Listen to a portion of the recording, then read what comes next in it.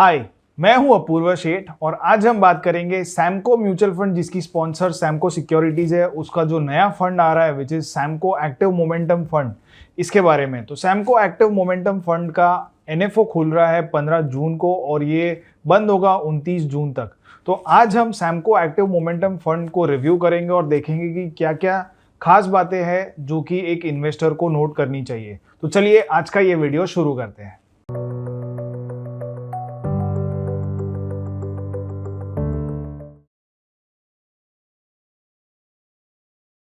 तो सबसे पहले हम समझते हैं कि मोमेंटम एग्जैक्टली होता क्या है। आजकल मोमेंटम की बहुत बातें होती है, लेकिन सही मायने में मोमेंटम क्या होता है? तो सिंपल तरीके से अगर मोमेंटम को समझे तो हम इसे क्रिकेट की एनालॉजी लेके समझ सकते हैं कि क्रिकेट में बहुत बार ये बातें होती है कि ये फलाना फलाना प्लेयर इन फॉर्म है या ये प्लेयर आउट ऑफ फॉर्म है। तो ये फॉर्म इज बेसिकली मोमेंटम, मतलब कि रीसेंट जो हिस्ट्री है उसमें अगर प्लेयर ने अच्छा परफॉर्म किया है तो ये माना जाता है कि आगे आने वाली जो कुछ मैचेस है उसमें भी ये फॉर्म कंटिन्यू रहेगा और ऐसे प्लेयर्स को हमें अपनी टीम में रखना चाहिए। तो this is a simple explanation of momentum. और ये जो मोमेंटम का कंसेप्ट है ये आता है न्यूटन के लॉ ऑफ मोशन में, जहाँ पे ऐसा कहा जाता है कि an object in motion is likely to remain in motion until an external force is applied to it. Stock market की भाषा में अगर इसे कहे तो जो भी स्टॉक्स अगर ऊपर की दिशा में बढ़ रहे हैं, आगे बढ़ रहे हैं, तो ऐसा माना जाता है कि अगले कुछ पीरियड के लिए ये ऊपर बढ़ते रहेंगे, और जो स्टॉक्स नीचे जा रहे हैं वो स्टॉक्स में नीचे का या डाउनवर्ड मोमेंटम कंटिन्यू रहेगा। तो अब मोमेंटम को मेजर कैसे करते हैं? तो मोमेंटम को प्राइमरीली दो तरीके से मेजर कर सकते हैं। एक होता है एब्सोल्यूट मोमेंटम और दूसरा होता है रिलेटिव मोमेंटम। तो एब्सोल्यूट मोमेंटम मतलब क्या कि मान लीजिए कि अगर एक स्टॉक पिछले एक महीने में अगर 50% बढ़ गया है तो ये बहुत ही अच्छी निशानी है कि स्टॉक ने पिछले एक महीने में 50% की रैली दी है। तो this will be a simple example of absolute momentum. अब रिलेटिव मोमेंटम मतलब क्या? रिलेटिव मोमेंटम मतलब ये कि ऐसे स्टॉक्स जो कि पिछले एक महीने में मान लीजिए कि कितने ऊपर गए, तो आप इन सारे स्टॉक्स की रैंकिंग कर लो और जो सबसे ज़्यादा बढ़ा है, तो मान लीजिए अगर कोई एक स्टॉक 100% बढ़ा है तो वो सबसे टॉप पे आएगा। तो ये कहा जाएगा कि जो रिलेटिव बेसिस पे ये स्टॉक में मोमेंटम सबसे ज़्यादा है। तो ये दोनों ही चीज़ें एक सिंपल कंसेप्ट के तौर पे देखी जाती है जब मोमेंटम को मेजर करते हैं। तो अब हम बात करते हैं मोमेंटम एज अ फैक्टर कितना परफॉर्म किया है over longer periods of time. तो MSCI फैक्टर रिसर्च ने एक बहुत ही इंटरेस्टिंग स्टडी की थी जिसमें उन्होंने 215 साल का जो स्टॉक प्राइस और सिक्योरिटीज मार्केट का जो डेटा रहता है उसमें अलग अलग चीज़ों को लेकर के, यानी कि बॉन्ड्स, इक्विटीज, कमोडिटीज, इन सब को लेकर के इन्होंने मोमेंटम एज अ फैक्टर कैसा परफॉर्म करता है ये देखा। तो इस हिस्ट्री में इस जो स्टडी है उसमें इन्होंने पाया कि momentum is one of the best performing factors. और इसमें इन्होंने क्या किया कि मोमेंटम को एक्चुअली ये कितना आउट परफॉर्म करता है नॉर्मल स्ट्रैटेजी से, उसे देखने के लिए एक इंडेक्स बनाया MSCI वर्ल्ड इंडेक्स, जिसमें कि लगभग 1500 स्टॉक्स थे। और इसके बाद इन्हीं 1500 स्टॉक्स में से जो मोमेंटम वाले जो स्टॉक्स हैं, मतलब कि जैसे मैंने अभी बताया कि एक एब्सोल्यूट मोमेंटम होता है और एक रिलेटिव मोमेंटम होता है, तो इसमें दोनों ही पैरामीटर्स में जो अच्छे स्टॉक्स बन के आते हैं, तो ऐसे 350 स्टॉक्स का एक पोर्टफोलियो बनाया। तो इसमें इन्होंने देखा कि जो मोमेंटम वाला जो पोर्टफोलियो है वो बहुत ही ज़्यादा परफॉर्म करता है। तो जैसे कि आप अपने स्क्रीन पे देख सकते हो कि इन दोनों में जो डिफरेंस है परफॉर्मेंस का ये बहुत ही बड़ा है। तो मोमेंटम वाला जो इंडेक्स है इसमें लगभग डबल से ज़्यादा का परफॉर्मेंस, आउट परफॉर्मेंस देखा गया है। सो momentum world wide over 215 years के डेटा पे देखा गया है कि बहुत ही अच्छा रिटर्न्स देता है। अब हम बात करते हैं momentum as a factor in Indian markets. तो इंडियन मार्केट्स में मोमेंटम ने कैसा परफॉर्म किया है, तो शायद बहुत लोगों को ये पता नहीं होगा, लेकिन मोमेंटम को मेजर करने के लिए एक इंडेक्स भी है, इनफैक्ट दो इंडेक्स है। तो आप अपने स्क्रीन पे अभी देख सकते हो कि निफ्टी 200 मोमेंटम 30 इंडेक्स है एक, और दूसरा है मिड कैप 150 मोमेंटम 50 इंडेक्स। तो इन दोनों ही इंडेक्सेस का जो परफॉर्मेंस है ये निफ्टी 50 और निफ्टी 500 की तुलना में बहुत ही अच्छा रहा है। तो लगभग 18% और 21% का परफॉर्मेंस रहा है, CAGR परफॉर्मेंस रहा है फ्रॉम द ईयर 2005, जहाँ से लगभग सारे ही इंडाइसिस का जन्म हुआ था। तो इंडियन मार्केट्स में भी मोमेंटम एज अ फैक्टर बहुत ही अच्छा परफॉर्म करता है, और इनफैक्ट इंडियन मार्केट्स जो बाहर के मार्केट्स हैं उनसे रिलेटिवली नेसेंट है, नए हैं, तो यहाँ पे मोमेंटम और भी ज़्यादा बेटर परफॉर्म करता है। तो अब आप अपने स्क्रीन पे Nifty mid cap 150 momentum 50 index का परफॉर्मेंस देख रहे हो compare to the Nifty broader market indices. तो यहाँ पे क्लियरली देख सकता है कि जो मोमेंटम इंडेक्स का परफॉर्मेंस है वो नॉर्मल जो ब्रॉडर मार्केट इंडाइसिस है उसकी कंपैरिजन में बहुत ही बेटर है। इनफैक्ट 3-3.5 गुना बेटर परफॉर्म करता है निफ्टी मोमेंटम इंडेक्स।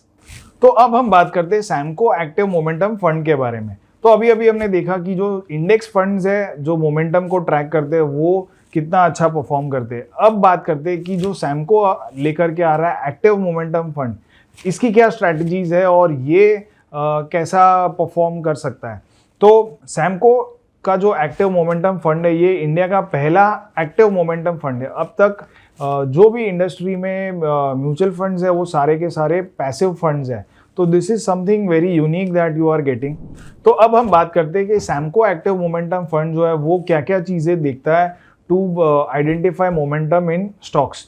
तो मैंने कुछ दिन पहले पारस माटलिया जी जो कि सैमको एक्टिव मोमेंटम फंड के फंड मैनेजर है, उन्हें इनवाइट किया है अपने show the right choices with oracles of Dalal street पे। तो आप ये एपिसोड बिल्कुल भी मिस मत कीजिए, ये अगले शनिवार को पब्लिश होगा एपिसोड। तो इस एपिसोड में हम बहुत ही विस्तार से सारी चीज़ों के बारे में बात करेंगे। तो अब अपने स्क्रीन पे आप देख सकते हो कि क्या क्या जो पॉइंट्स है, जो एस्पेक्ट्स है वो हमने कवर किए। तो price, volume, F N O data, sectoral और ब्रॉडर मार्केट इंडाइसिस कैसे परफॉर्म करते हैं, इनसाइडर ट्रेडिंग डेटा वगैरह वगैरह, बहुत सारी चीज़ें हैं जो कि हमने विस्तार से कवर की है।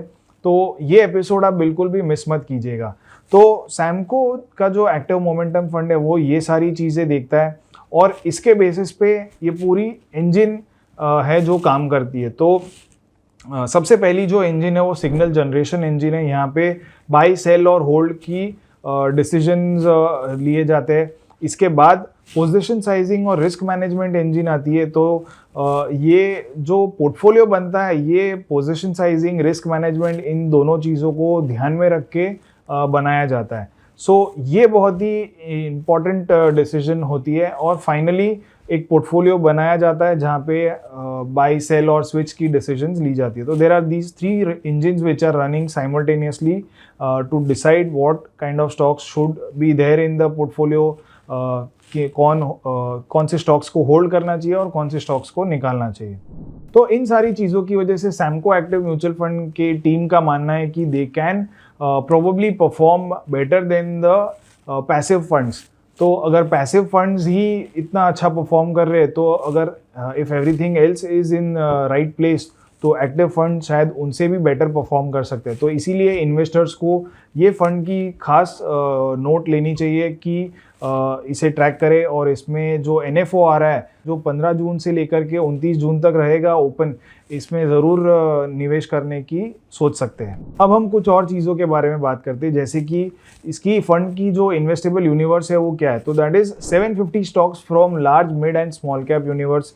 इसमें रिस्क मैनेजमेंट और जो रेड फ्लैग वाले स्टॉक्स हो गए उसे निकाल दिए जाएंगे। और सैमको के जो प्रोप्राइटरी मोमेंटम सीकिंग एल्गोरिदम्स है इसके बेसिस पे ये जो कौन से स्टॉक्स लेने हैं या निकालने हैं इसकी डिसीजन ली जाएगी। और फाइनली जो पोर्टफोलियो बन के आएगा वो 50 से 70 स्टॉक्स के बीच का पोर्टफोलियो रहेगा जो कि एक्टिवली मैनेज किया जाएगा टू सीक मोमेंटम। और मोमेंटम एज अ फैक्टर हमने देखा ही है कि कितना अच्छा परफॉर्म करता है। तो स्कीम की डिज़ाइन जो है, it is a scheme type is thematic. The benchmark will be the Nifty 500 TRI।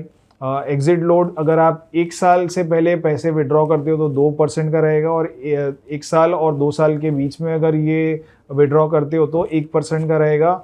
और मिनिमम जो इन्वेस्टमेंट अमाउंट है ये 5000 और उसके बाद इन मल्टीपल्स ऑफ 1 रहेगा। अब स्कीम के जो कुछ फीचर्स है खास मैं वो बता दूं, तो जैसे कि मैंने बताया कि फंड मैनेजर पारस माटलिया जी है, he is a chartered accountant bye qualification. ये एक ओपन एंडेड इक्विटी स्कीम है और जो NFO पीरियड है ये 15 जून से लेकर 29 जून तक रहेगा। तो इसमें एक बात इन्वेस्टर्स को जो खास ध्यान में रखनी चाहिए वो ये है कि जो सब्सक्रिप्शंस है वो केवल NFO पीरियड के दौरान ही लिए जाएंगे, तो लमसम हो या फिर SIP हो, जो इस पीरियड में रजिस्टर हुआ होगा वही फंड में लिया जाएगा। अदरवाइज उसके बाद फर्दर नोटिस तक नए फंड्स नहीं लिए जाएंगे। तो ये चीज़ का खास ध्यान में रखें कि आप अगर आपको इन्वेस्टमेंट करने का मन है तो वो NFO पीरियड के दौरान ही कर ले, क्योंकि बाद में कब ये इन्वेस्टमेंट्स के लिए ओपन होगा ये फ़िलहाल हमें पता नहीं है। So do take this opportunity of investing during the NFO period. तो लास्ट में मैं आपको समराइज कर दूं कि क्यों किसी भी इन्वेस्टर को सैमको एक्टिव मोमेंटम फंड में इन्वेस्ट करना चाहिए। तो ये इंडिया का सबसे पहला और ओनली एक्टिव मोमेंटम फंड है। इसके powerful momentum seeking algorithm proprietary framework पे डिज़ाइन किए गए, जो कि स्टॉक्स में मोमेंटम को ढूंढ पाए। और हमने देखा है कि मोमेंटम एज अ फैक्टर काफ़ी अच्छे से काम भी करता है। तो बहुत ही बड़ी यूनिवर्स में ये मोमेंटम को आइडेंटिफाई करने की क्षमता रखता है ये एल्गोरिदम। तो रिस्क मैनेजमेंट इसमें काफ़ी अच्छा है और स्पीड और एजिलिटी भी आ जाती है, because it is a tech driven thing. तो खास इन चीज़ों की वजह से किसी भी इन्वेस्टर को सैमको एक्टिव मोमेंटम फंड में निवेश करना चाहिए। So that's all in this video. I hope कि आपको ये वीडियो पसंद आया होगा। ऐसे ही इंटरेस्टिंग वीडियोज़ आगे भी देखने के लिए हमारी चैनल को ज़रूर सब्सक्राइब कीजिए। Thank you.